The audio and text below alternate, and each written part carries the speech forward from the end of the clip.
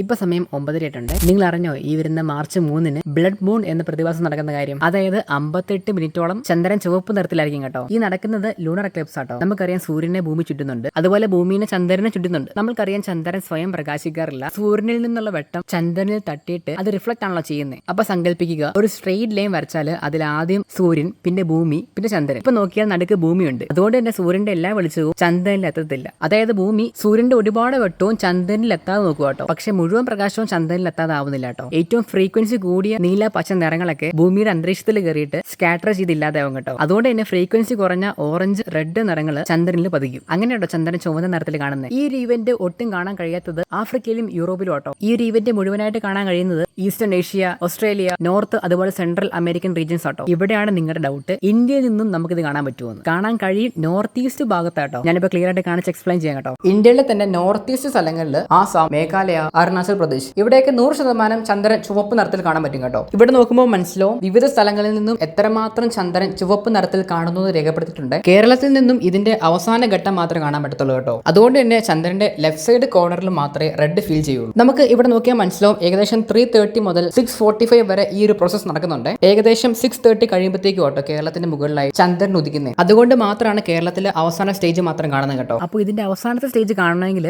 വൈകിട്ട് ഒരു 6:35 ആകുമ്പോഴത്തേക്കും ഈസ്റ്റ് ഡയറക്ഷനിൽ നോക്കുക. അപ്പൊ ആ ഒരു ഡയറക്ഷനിൽ കറക്റ്റ് ആയിട്ട് ചന്ദ്രൻ ഉദിച്ചു വരുന്ന കാണാൻ പറ്റും കേട്ടോ. അപ്പൊ അതിന്റെ നിറം ഒരു കോർണറിലായിട്ട് റെഡ് കാണാൻ പറ്റും കേട്ടോ. അപ്പൊ ചെക്ക് ചെയ്യാം, നമുക്ക് നോക്കാം.